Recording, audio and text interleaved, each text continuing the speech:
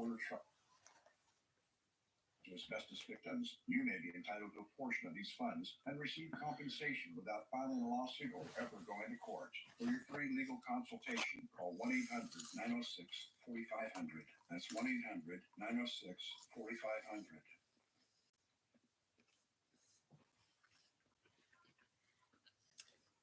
Hey, Mom, I have some stuff to do later on tonight, Mom.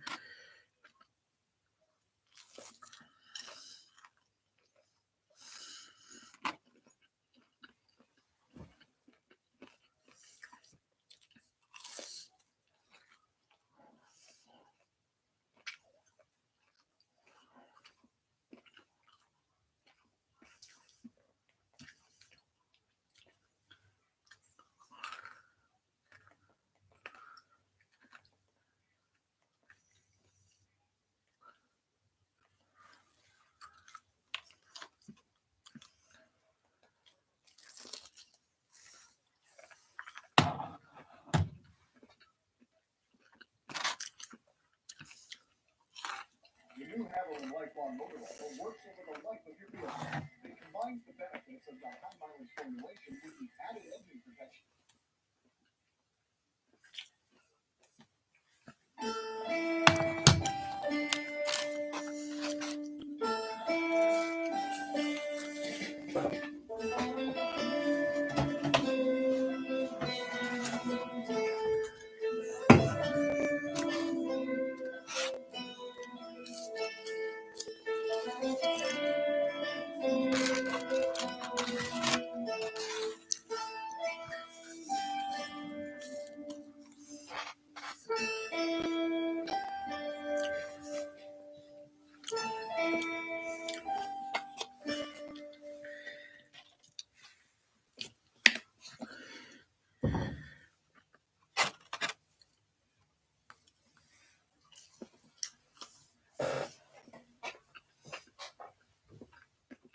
And welcome to a real headbanger of an episode of the Oddity Archive. As in banging your head against the wall. So anyway, as I'm sure all too many of you are all too aware at this point, I once pursued the rock and roll dream, and did so for a few years. And obviously, those dreams never did come to pass for me. They remained just dreams. But I guess you could say that I retained some kind of weird emotional attachment to the whole thing. So in the years since, certainly since I've been making archive, every now and then I'll come across, be it in the thrift store or on Fleabay, the occasional videotape on film or CD or audio tape or even book, and I almost always pick it up. So I've managed to put together a half-decent collection of videos on this matter, some more on business, some more on performance, and we got one of each right here today. And what I'm going to do here is, I guess you could call it a bit of post-mortem professional psychotherapy on my part.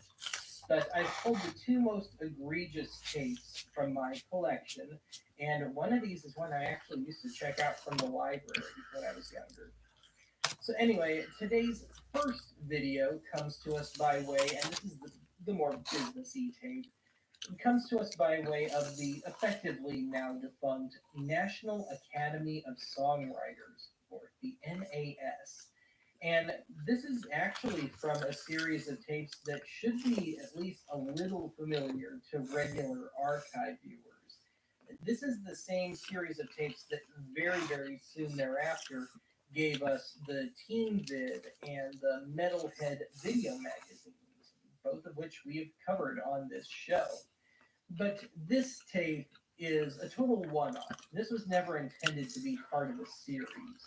So anyway, today's first video is rather bluntly titled, How to Get a Record Deal. It's from 1990, and it's very much from a pre-mainstream internet kind of perspective, as one would expect. And a perspective that's really not too relevant anymore. I mean, there's still some gems in this, but yeah, this is the system that was kind of on his deathbed when I was into this whole thing in the mid 2000s, and very, very soon thereafter killed off completely by YouTube and just social media in general.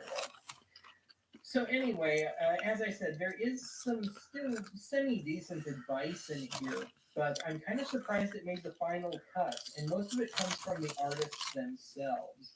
And I say that I'm surprised it's here because it runs in pretty good opposition for the most part to what the label people have to say. So the one that really stands out to me is the late great Barry White, and I'm not even going to attempt his voice. But I kind of wish I had heard more of this kind of stuff when I was into the whole thing in the mid 2000s, because God bless him, buried some pretty serious truth here.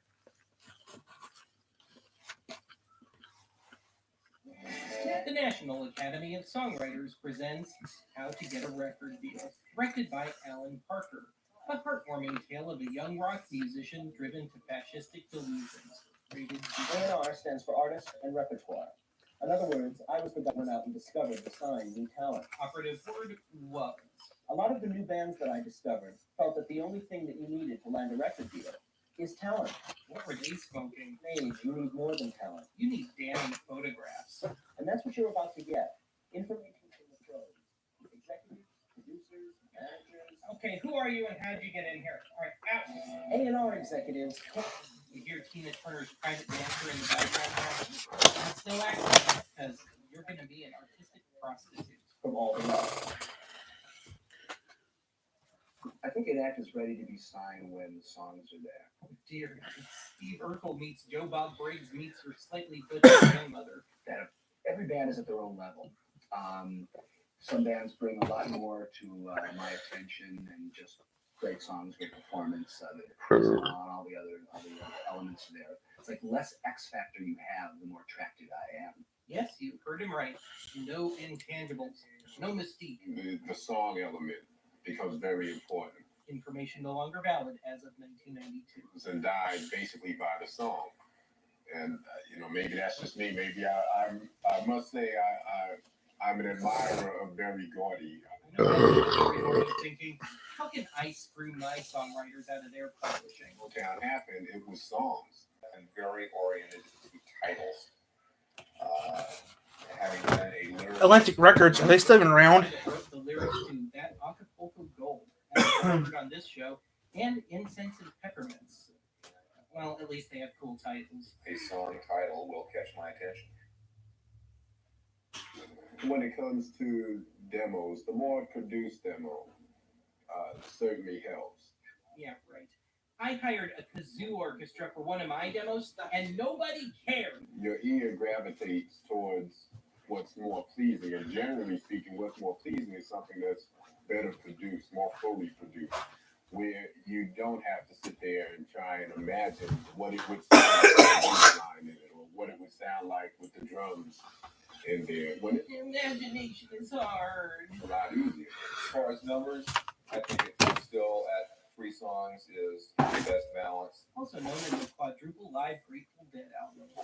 A take with too much material, to me, reads indecision. So you can name your band Indecision.